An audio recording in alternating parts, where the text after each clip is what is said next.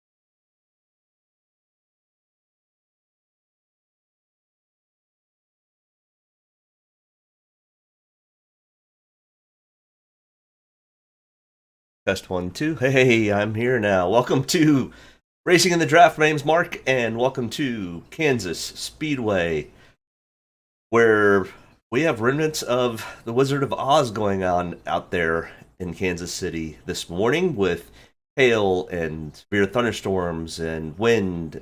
Does not appear to be any tornadic activity, so not quite Wizard of Oz, but either way, they've had pretty severe weather this morning.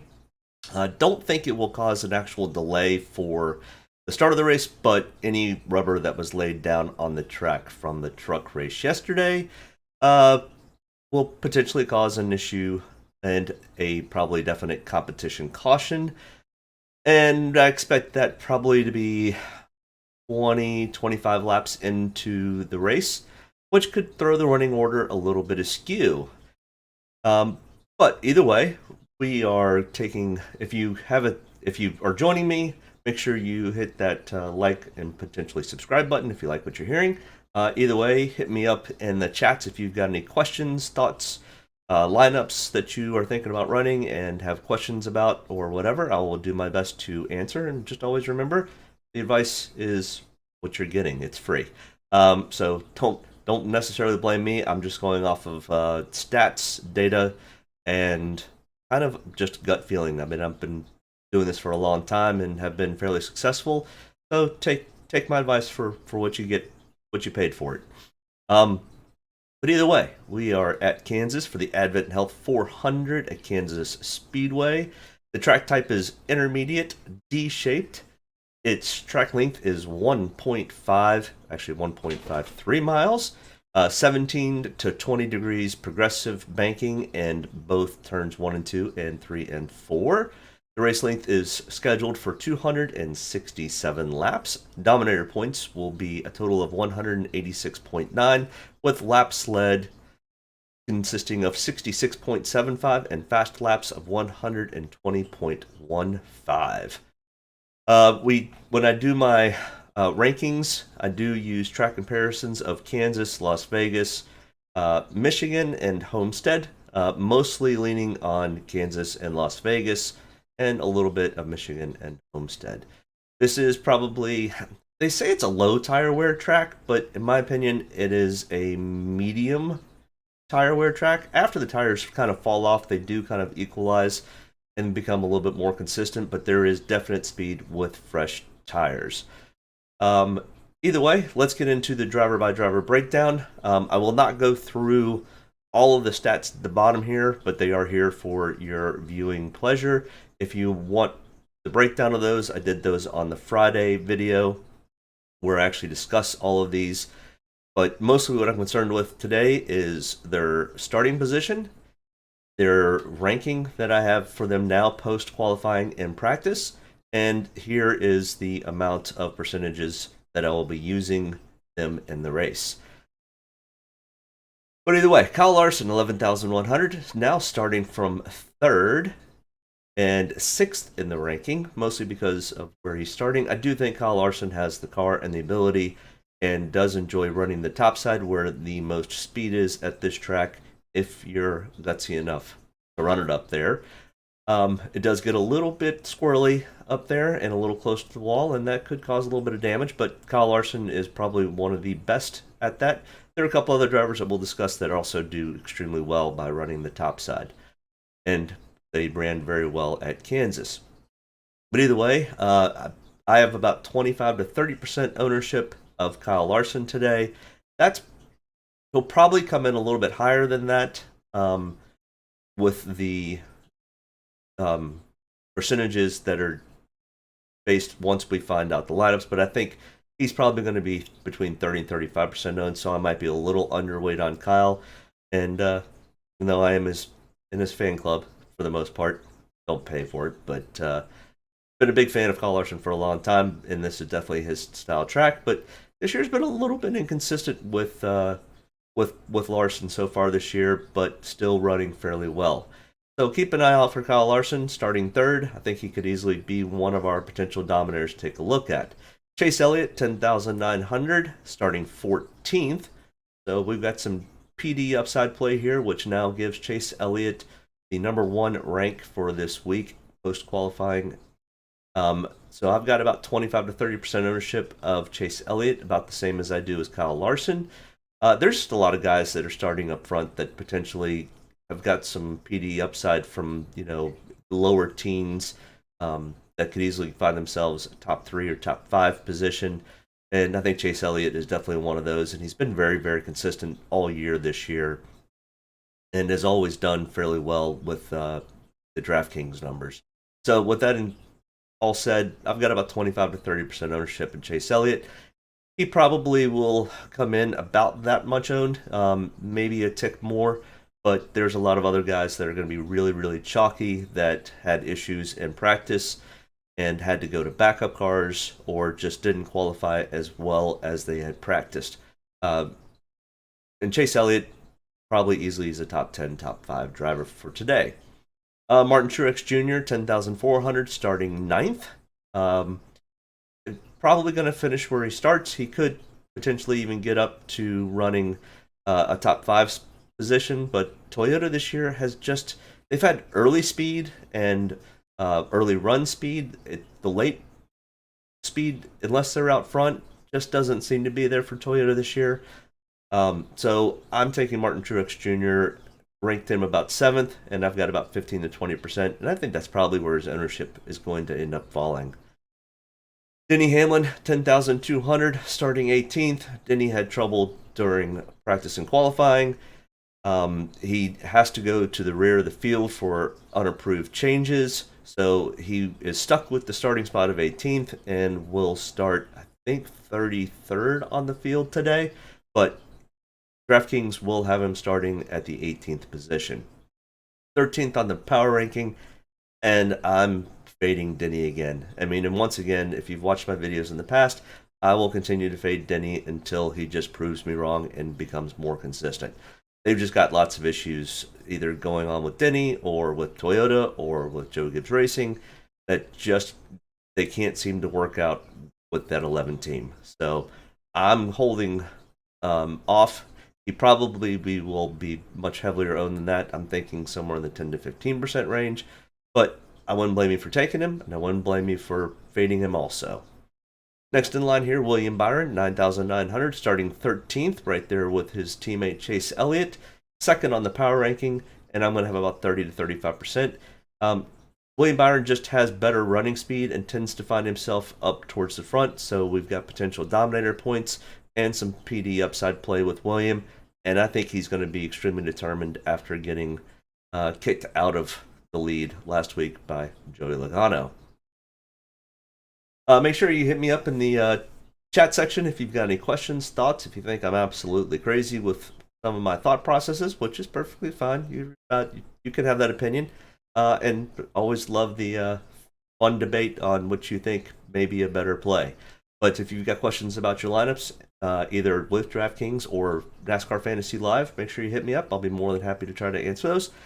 Hit that like button, and if you like the content, make sure you hit subscribe. But Kyle Busch, 9,800, starting 6th.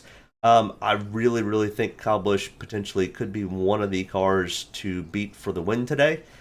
He's had great practice speed, he had decent qualifying speed, and he's been the better running of all the Toyotas this year. He's had the baby, so he's feeling on top of the moon right now, and does not have to worry about that. And hopefully he probably got some decent sleep. Not so much probably for Samantha, but either way, Kyle Busch, 9,800, 5th on the ranking system, and I've got about 30 to 35% ownership in Kyle Busch. Ross Chastain, 9,700, starting 11th. I think Ross is one of those. He's been having probably one of the best years he's ever had, and he's one of the best in the field today. He's been super consistent, running top 5, top 3s all year. I don't expect any change in that. Kind of like the opposite of Denny. Until you prove me wrong, I'm going to continue to ride that horse. So, whereas Denny, I'm not getting close to that horse. So Ross Chastain, 8th on the ranking. I've got about 20 to 25% ownership. I think he easily comes in at that. I may be a little bit underweight. He could come in the 30% range of ownership. Joey Logano, 9,600, will be absolutely super chalky today. I think his ownership is going to be in the high 40s to maybe even 50% on the ownership stake. He wrecked during practice, did not take a qualifying lap, starting 34th, and then because he had to make unapproved changes, because he pretty much had to get a new car, he has to go to the rear, so his starting spot ends up being about the same. And I've got him ranked at number 3 and 30 to 35% ownership.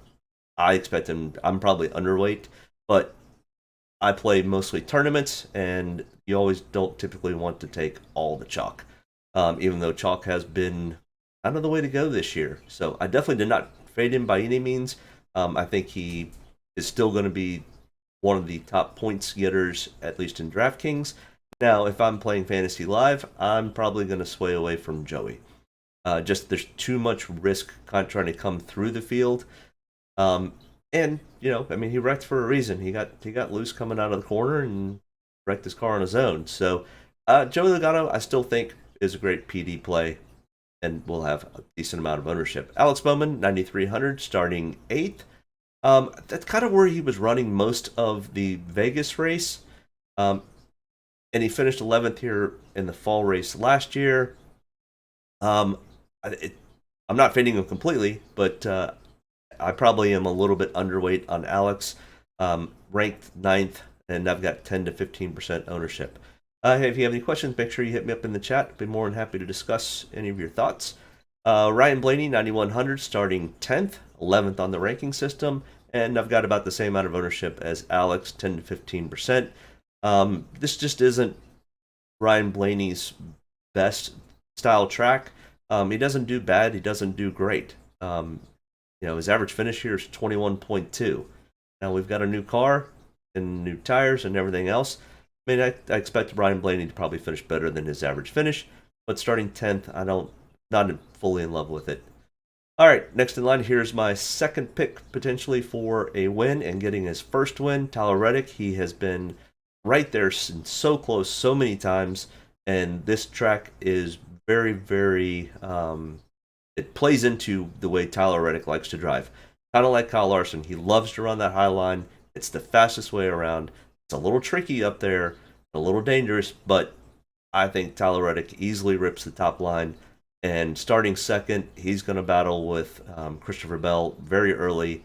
And with that early caution, I think Tyler Reddick could easily get out and lead a bunch of laps today and potentially even get himself his first win. So I'm pretty heavy on Tyler Reddick. I'm probably a little bit overweight. I think he's probably going to come in 20-25% owned. And I've got him at 30-35% and ranked at 10th. Kevin Harvick, he's going to be another one that's going to be fairly chalky today at 8,700.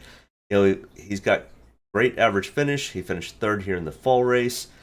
I mean, he hasn't finished out of the top 10 in at least the last 5 races.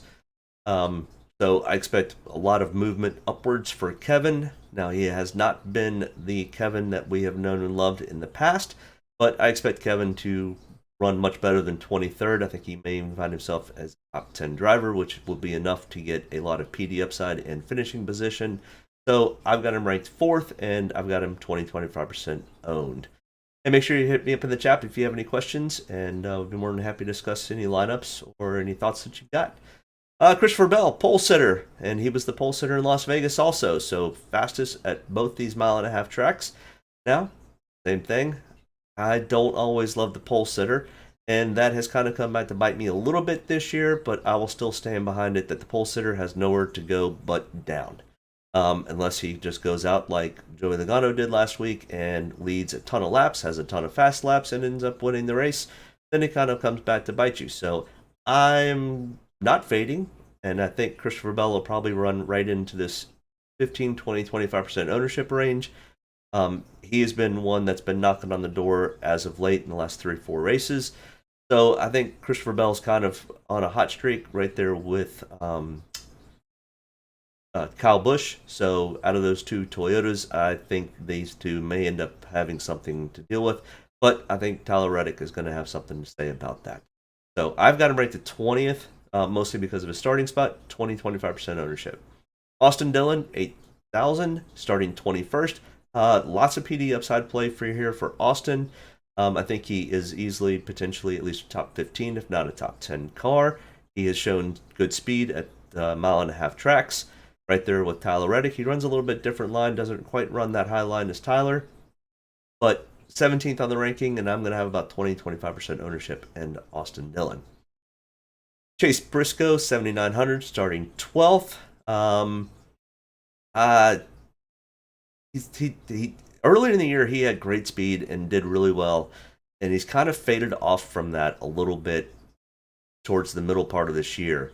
I don't know if it's because he's now got the win and he's kind of set into the playoffs and he's got good points to kind of fall back on. I just not fully in love. Now, 21st on the power ranking, I wouldn't argue with anybody if you had more than 5-10%. In fact, I think he'll probably come in at 15-20% ownership, so I'm probably underweight on him. But I wouldn't argue with you at all if you decided to have a little bit heavier weight on Chase Briscoe. Eric Jones. Eric Jones has been super fast. His finishes have been inconsistent, but he has been putting himself up in the front of the pack multiple times this year and just had trouble at the end. Hoping that can get cured. Eric Jones, 7,700, starting 22nd. Good PD upside potential. I think he's easily a top 10 car if he can just be there at the finish. He potentially even can get himself up and have some fast laps and maybe even lead a few laps. But 14th on the ranking, and I'm probably overweight at 30-35%. He's probably going to come in at 15-20%. So I know that I'm overweight and wouldn't blame me if you went more like the field. But you've got to differentiate if you're playing Draftkings and playing in tournaments. If you're playing a cash play, this is probably somebody that's a little bit safer to play. But either way, I think Eric Jones ends up with a good finish today, and he's been running really well this year. Daniel Suarez, 7,500, starting 19th. He just hasn't had the same speed as his teammate Ross Chastain. And I think at this point it's either something in the crew that's causing the issue or it's Daniel's just not as good of a driver. I think Daniel's a good driver. I think he has the potential. I just don't know if I love him here at this situation, at this starting spot. He didn't show any real high speed during practice. He was kind of in that high teens, low 20s. So I'm probably faded off of Daniel Suarez. I've only got 0-5% ownership. 18th on the ranking. He's probably going to come in at probably 10% owned, maybe 12% owned. But there is a little bit of PD upside potential if Daniel ends up having a good day. Could come back to bite me. Brad K, and he was awful in practice. And typically that does translate. Now, though I think he's as awful as 30th, I mean, potential if he decides to wreck himself and wreck half the field again. He seems to have a tendency to do that this year. So I am probably way overweight on Brad, but at some point it's got to turn around. Yeah, you could say the same thing about Denny, but Denny has a starting spot of 18th and has to go to the back, where Brad's already starting in the back and Draftkings has him starting in the back. So the PD upside potential is fairly good here. He's got a new sponsor. He's going to probably want to show off that. So 12th on the ranking, and I've got 30-35% ownership. That's probably a tick higher than he's going to show up. I think probably 20-25% ownership for Brad K this week. Austin Cindric, 7,300.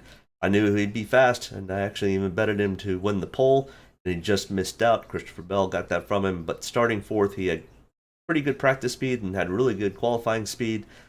I just don't like where he's starting. They still haven't quite figured out how to run long races yet. He wasn't the best in the Xfinity Series here.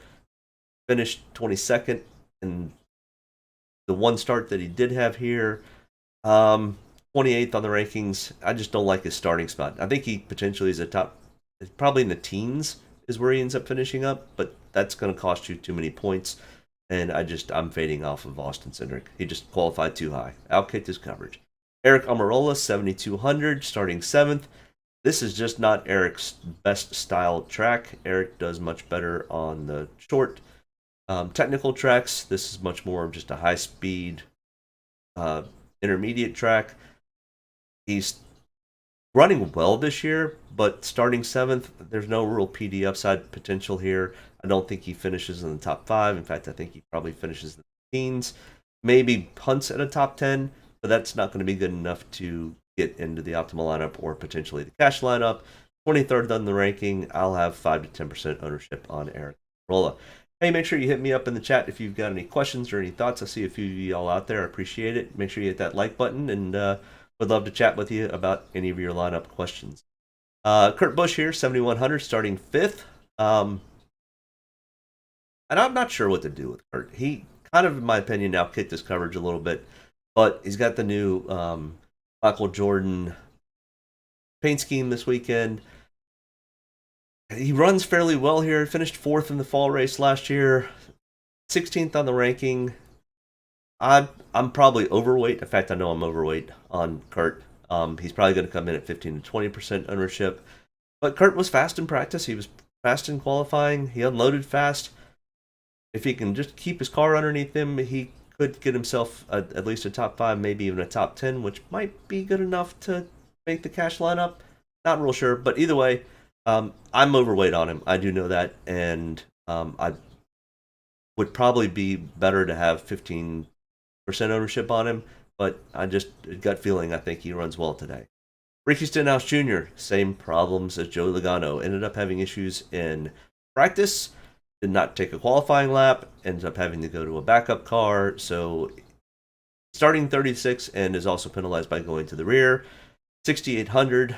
He is going to be extremely chalky today by starting dead last on the field. I'm eating the chalk on this one. 35-40%. He could easily be 45-50% owned right there with Joey Logano. So it's you're picking your poisons here. It's either going to be Ricky, it's going to be Joey, or it's going to be Chris Buescher, which is next in line. He also wrecked during practice and has to go to a backup car, so going to the rear, 6,700. And I'm eating the chalk on this one too, but I think you kind of have to. I mean, there's too much PD upside play for all three of those guys. The question is, how do you figure out how to take a Joey, a Ricky, a Chris, and find the Dominator? Because you're still going to have the Dominator. Because everybody else is going to be running those three guys, so you gotta differentiate somewhere. Maybe my difference was Kurt Busch. I don't know. Has been definitely topsy-turvy for most of the DraftKings guys that have been doing this for a long time. We've all been kind of scratching our heads a little bit. But, we're starting to get to some tracks where we're starting to see some repeat type racing conditions. So hopefully that will give us a little more data and we can start to figure this out. Also, this car is extremely loose. I mean, heck, Ricky Stenhouse, Chris Buescher, and Joey Logano all wrecked during practice. And I think also Denny Hamlin spun during practice, but then ended up having to go to the rear after he qualified. But Bubba Wallace here, 6,400, starting 24th. I guess I'm hoping for a resurgence in Toyota because I'm probably equal to the field, 10 to 15% ownership, 24th in the ranking system. Starting 24th, I think Bubba Wallace could get himself into a top 20, top low teens potential if he can keep himself clean and end up having a decent finish. So I'm probably equal weight to the field on Bubba today.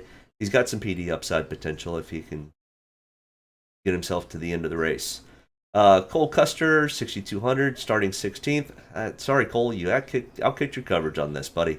I think that's about where he should finish, and he might even finish a little bit worse than that.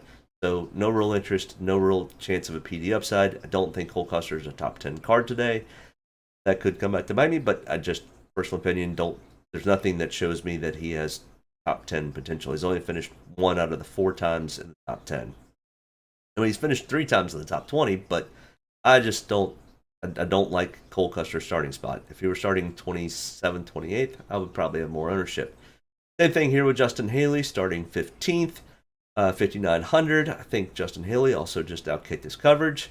They've been running much better at Kaulig Racing in the past few weeks, but I don't know if Justin Haley's going to be a top 10 car unless we see some real attrition like we saw last week. 26 on the ranking. I think I've got him in 1 or 2 lineups. I definitely don't have him in many. And I think Justin's probably going to end up being in the low 7, 8, 9% ownership. So I'm probably a little underweight, but that's okay. I don't see any upside.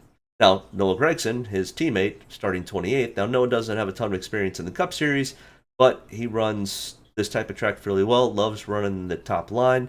Now, he's still trying to figure out this car, but if Justin Haley qualified where Noah had, these would be switched. I would have 15 to 20% ownership in Justin. So I've got 15 to 20% in Noah Gragson. Now, is Noah Gragson going to be a top 10 car? Nope, very doubtful. Is he going to be, will he sniff the top 20? Yeah, potentially. And like I said, Kaulig Racing has started to show some more speed as of recent and kept their cars clean. So Noah can keep himself clean and get that good finish that he's looking for. I think there's some PD upside potential here. So 25th on the ranking, and I've got him about 15 to 20%, which might be a little bit on the high side of the ownership. But we're starting to get to a point where we need to have some of these cheaper guys in our lineups to get those other guys that we're looking for, the dominators and the big PD upside guys, into our lineups. So Noah's one of the guys I do like for that. Harrison Burton, starting 26. Don't really love it. I've got him in like 5 lineups out of 40. 31 on the power ranking, 5 to 10% ownership. I think that's probably where he's going to end up falling, so I'm probably equal on the field. Michael McDowell, 5,300. And Michael's been on a heck of a good run over the last 4 or 5 races. They've really kind of found some speed. I think he's going to be at least a top 20 car and could probably even, he's finished in the top 10, I think 3 out of the 4 last races. And nothing in the data sets show that Michael should be doing that. So they've definitely found something in that 34 car, and Michael's got some decent confidence going into this race. So I'm going to have him about 15 to 20%. I think he probably falls at about that spot too. I wouldn't argue with anybody if they had less or more than Michael. So starting 25th, we've got some PD upside potential with Michael McDowell. Corey LaJoie. Hey, Corey, you've been doing well lately, but you're starting 20th. I think you're kind of right there like a Justin Haley or Cole Custer. I think you outkicked your coverage. There's not a real lot of upside by you starting 20th. So I'm fading off of Corey LaJoie. I'll have 5 to 10% ownership. If you were starting closer to the back, I would have more ownership, but I think you kind of start where you finish. Ty Dillon definitely outkicked his coverage starting 17th. I'm fading off of Ty Dillon completely because of it. If he were starting 30th, I mean, I think he potentially gets himself maybe into a top 20 spot. 42 team has been showing decent speed and has been running well and finishing races, but I just don't think Ty Dillon is something I'm interested in starting 17th. Hey, if you got any questions or comments, make sure you hit me up in the chat. Make sure you hit that like button, and would love to chat with you about today's race. Todd Gillen, 4,900, starting 31st. Keeps himself clean. He could end up, finishing low 20s, but I'm not sure that gives us enough PD upside to put him in lineups. But if you're really, really trying to scrape that bottom, I think you might be able to take a little bit of Todd Gillen. I do have him in a couple lineups, but after this, I'm not interested in anybody else below Todd Gillen. So this is kind of the lowest that I'm feel comfortable going. Josh Bilicki, 4,800, starting 33rd. That's probably about where he's going to start and finish, so not interested in that. BJ McLeod starting 32nd, same thing. Cody Ware starting 29th, definitely too high for Cody Ware, even though he has been actually running in races more. He's actually trying to push the car a little bit harder, which sometimes is good and bad, but I'm fading off of Cody Ware. He did spin during practice also. And JJ Yeley starting 27th. Way too high up there, JJ, so not interested in any ownership here. Multiple lineups from past Kansas races. We do have a next-gen car. We've got a new tire. We've got different weather. All those types of things. So, but this is just kind of a comparison. 1.5 miles, 267 laps. We're probably looking at making sure we have 2 dominators that we're focused on, probably 2 place differential guys, and then the other 2 are going to be value picks or finishing spots. As we can see, the pole sitter, Kyle Larson. Now, Kyle Larson last year was a breed of his own starting from the pole. He was actually somebody fairly safe to take from the pole because he was just going to get out and lead a ton of laps. I don't know if Christopher Bell is that type of driver yet this year, and at least nothing has shown me that that's the case. So, yes, Kyle Larson and Brad Kay both started from the pole and ended up in the optimal lineup in last year's races. Like I said, I still have some ownership of Christopher Bell. I might even be a little overweight on him. I think it was 20-25% ownership that I've got him. But it scares the bejesus out of me taking the pole sitter, just to be perfectly honest. And our optimal lineup from the 2020 season, which was even more of a wacky year. No fans, no whatever. No testing, no practice, no nothing, no qualifying. So it's not a great indication, but I do like to kind of put these stats up there. We had 2 dominators, 2 place differentials for the fall race, and in the second spring race, we had 3 dominators, 3 place differentials, and I wouldn't really say leading 57 of 267 laps is a dominator, but there's only one real metric, and that's laps led and fast laps. So, but from Las Vegas, which is the most the track that is the most similar to Kansas, and that's where we've run the next gen car, which was the spring race at Kansas. Kyle Busch had to start from the rear, so that was an easy, kind of like Joey Logano starting from the rear. It's kind of just an easy, low hanging fruit. It's going to be super chalky. Kyle Busch was super chalky that day, but you almost had to have him in your lineup. Ross Chastain came out of nowhere. This was the start of Ross Chastain's move to the top of the heap. He was priced at 7,500. He was a value pick back in. That was literally 9 races ago, and he's already priced close to 10,000. So yeah, Ross Chastain definitely surprised everybody. He led 83 laps, 28 fast laps, started 18th. But as you can see, in the optimal lineup, finishing 1st through 6th, and that's really what we've seen this year so far. Is you've got to find the guys that you think are going to finish in the top 10, if not the top 5. And I think William Byron, Alex Bowman kind of, as Kyle Busch said, backed his way into the win in a green-white checkered. So, we got to find a couple of back markers. I think we've got plenty to choose from today. And I think we've got guys that we think could easily finish up front. Ross, Kyle, Tyler Reddick, Kyle Larson, any of those guys. William Byron could easily have a top 5 finish. down here I've added this because it shows the people who did not make the optimal lineup and where they started, and some of the fast laps. I mean, Christopher Bell started from the pole, led 32 laps. I mean, but you see what happens by finishing 10th, even though you led 32 laps, 37.05. I mean, you're not even sniffing the optimal lineup at 8,200. Yeah, so that it just kind of shows where the pole sitter, if they don't have an absolute fabulous day, how much you can end up hurting you. But I mean, as you see, Martin Truex Jr., Kyle Larson, Kurt Busch, all fairly high-priced drivers, would have, if you could plug and play anybody, you could take William Byron and substitute any of these guys out, and you're going to finish in the cash. So either way, let's go kind of review who I think my Dominator picks are. Kyle Busch, Kyle Larson, Tyler Reddick, Kurt Busch, and Christopher Bell, all potential Dominators. I think Christopher Bell gets that early Dominator nod until at least the competition caution, or maybe even stage 1, and then eventually somebody else takes over. Place differential, guys.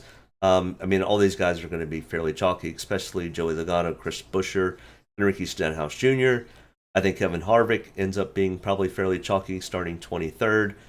And Brad Kay starting 30th will also be pretty chalky. So, I mean, if you want to eat the chalk, there's your chalk. If you don't want to eat the chalk and you want to kind of find some potential leverage elsewhere, I think, your Chase Elliott, William Byron, Ross Chastain's just starting outside the top 10 that have the potential of running top 5, top 3 are great choices, at least for finishing positions. And then if you're trying to round out some value, really love the Michael McDowell, Noah Gragson picks, and you could even possibly take a wild card bet on Harrison Burton or Todd Gilliland. I don't love Justin Haley's starting spot, but they have been running fairly well at Colleague Racing. All right.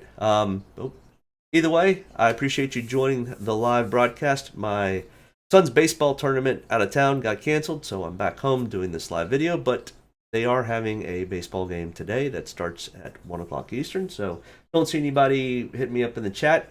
If you do, I will have my phone with me, and we'll kind of keep track of anybody that may hit me up in the chat. And we'll try to answer any questions that you might have about any lineup questions that you have or anything like that. Either way, I appreciate you tuning in, and make sure you hit that like, subscribe button, and check me out. I will be back on Friday with the breakdown for the All-Star race, which will be a mess. If you're thinking about taking a week off, that's the week to take off. It's just screwy and weird. I'll probably not run very many lineups, but I will still do a All-Star lineup video on Friday. Not sure I'll do a live before race lock, just because I think it's just wonky and kind of screwy to do DraftKings on that day. I mean, you don't even do fantasy live for NASCAR.com. So either way, I will be back Friday for the All-Star, and then the following Friday we will start to break down. I can't remember where we're at after that. But either way, thanks for joining in, and we will see you this week. Good luck. Bye. Take a good deep breath. Get ready to roll here. Only about one thing tonight, getting the W's, so got to be around the end to do that. Get ready to roll tonight, boys. Let's go have some fun. Don't get me any more fired up than I already am. All the way to the checkered. You're fine. Nobody's got to run. Checker time, baby! Hell yeah! Proud of you there, Matt. Good job, pal. Thanks, man. Good job all day. Great work, my man. Great work. Keep putting yourself in position. We'll win our share, right? We got one back today, brother. Good job. Great job, guys. Excellent work, my man. Excellent work. Thank you. Man, that's awesome. Set out with a goal, we got it here, bud. Thank you very much. Really proud of you, man. Drove your butt off tonight. We had the best car here, bud.